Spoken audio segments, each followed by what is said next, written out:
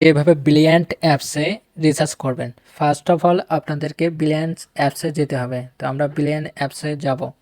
যাওয়ার পরে সেটিংস অপশনে ক্লিক করতে হবে। ক্লিক করার পরে মাই ব্যালেন্স এখানে ক্লিক করতে হবে। ক্লিক করার পরে অ্যাড ব্যালেন্স এখানে ক্লিক করতে হবে। ক্লিক করার পরে আপনাদের সামনে এরকম ইন্টারফেস আসবে। তো আসার পরে অ্যামাউন্ট টু রিচার্জ এখানতে আপনারা যত টাকা রিচার্জ করতে চান ঠিক তত টাকায় আপনারা বসাবেন। তো আমি 20 টাকা বসাবো, আমি 20 টাকা দিলাম। মানে সর্বনিম্ন কিন্তু আপনাকে 20 টাকা রিচার্জ করতে হবে, আপনি সর্বোচ্চ যত পারেন। রেফারেল কোড দেওয়ার দরকার নাই। তো এখানে এখন রিচার্জ এখানে ক্লিক করব। তো আমরা কিসের মাধ্যমে রিচার্জটা করতে চাই, বিকাশ, নগদ।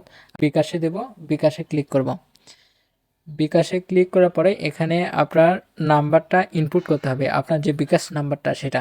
বিকাশ নাম্বারটা দিয়ে নেওয়ার পরে এখানে কনফার্ম এখানে ক্লিক করবেন। কনফার্ম ক্লিক করার পরে আপনাদের সিমে একটা ওটিপি কোড যাবে, ওই ওটিপি কোডটা অটো এখানে বসে যাবে, বা অটোমেটিক না বসে গেলে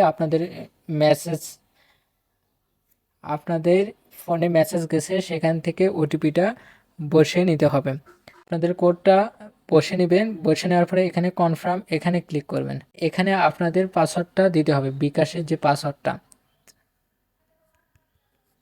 পাসওয়ার্ডটা দিয়ে নেওয়ার পরে এখানে কনফার্ম এখানে ক্লিক করবেন। ক্লিক করলে আপনাদের অ্যামাউন্টটা কিন্তু রিচার্জ হয়ে গেছে ব্রিলিয়ান্ট অ্যাপসে। তো আপনারা এইভাবে রিচার্জ করতে পারেন। তো আমি যদি ব্যাক বাটনে ক্লিক করে এখন মাই ব্যালেন্সে ক্লিক করি, তাহলে দেখতে পাবেন আমাদের রিচার্জটা সম্পূর্ণ হয়েছে।